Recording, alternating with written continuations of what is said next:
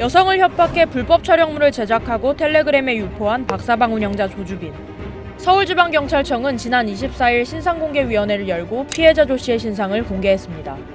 수사 단계에서 경찰이 직접 성범죄자의 이름과 나이, 주민등록증 사진까지 전 국민에게 공개한 건 이번이 처음입니다.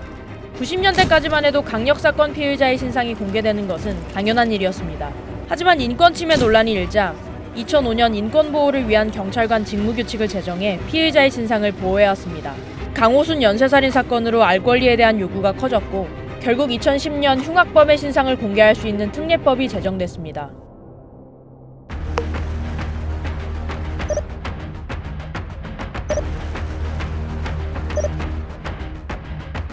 이 제도가 생긴 뒤 신상이 공개된 범죄자는 모두 21명.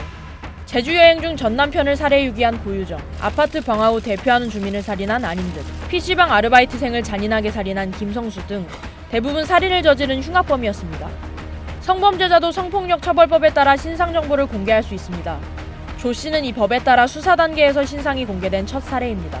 피해자의 신원에 대해서 각별히 보호하도록 또 규정을 하고 있다 보니까 근데 이번 사건 같은 경우에는 피해자가 워낙에 다수이고 하니까 그런 기존에 고려했던 부분은 굳이 적용할 이유는 없을 것 같고 경찰은 그동안 범죄 예방 등의 효과를 고려해 피의자의 신상을 공개했다고 밝혔지만 이에 대한 명확한 기준이 없었다는 지적도 있습니다. 3년 반 구형한 걔도 신상 공개 안 되고 또 이제 가까이 조만간 검거되면 그건 그때 가가지고 다시 또 고민해 볼 일인 것으로 보이고 근데 여전히 기준이 모호하죠. 이 신상 공개를 안 해도 되게 엄벌할 수 있는 법이 있으면은 국민의 알 권리뿐 아니라 흉악한 범죄의 재발을 막기 위해 마련된 신상 공개.